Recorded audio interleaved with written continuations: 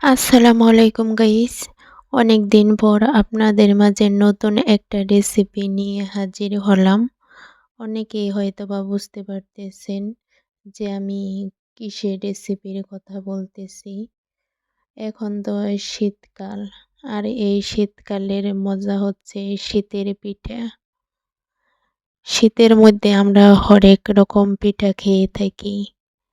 সারা বছরই পিঠা খাওয়া হয়, কিন্তু শীতের মধ্যে যে পিঠাগুলো আমরা তৈরি করি বা খাই সেগুলো সাধারণত শীতকালে বেশি ভালো লাগে খেতে।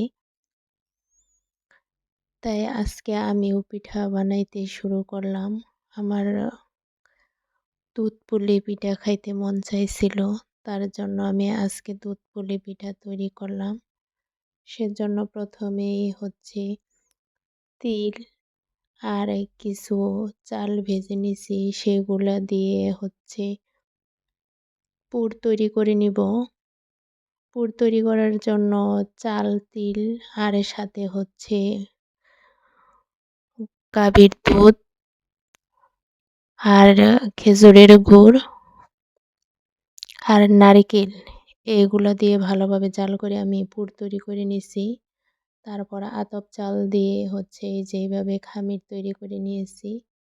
আর এই যে এরকম সাইজের ছোট ছোট পুলি পিঠা বানিয়ে নিতেছি।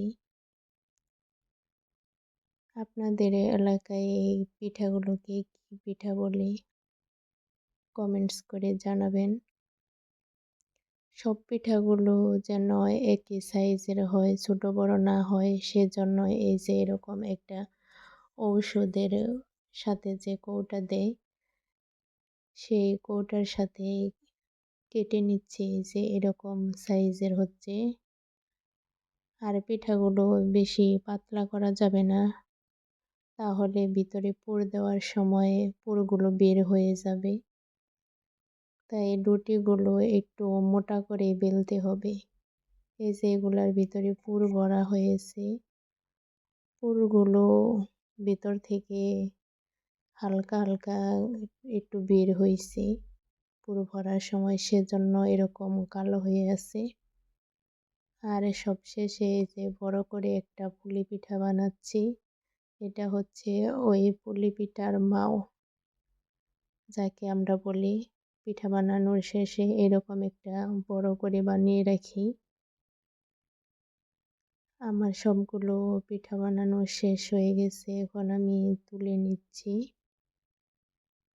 আর এই পিঠাগুলো তাড়াতাড়ি রান্না করতে হবে, না হলে ফেটে গিয়ে ভিতর থেকে পুর বের হয়ে আসবে।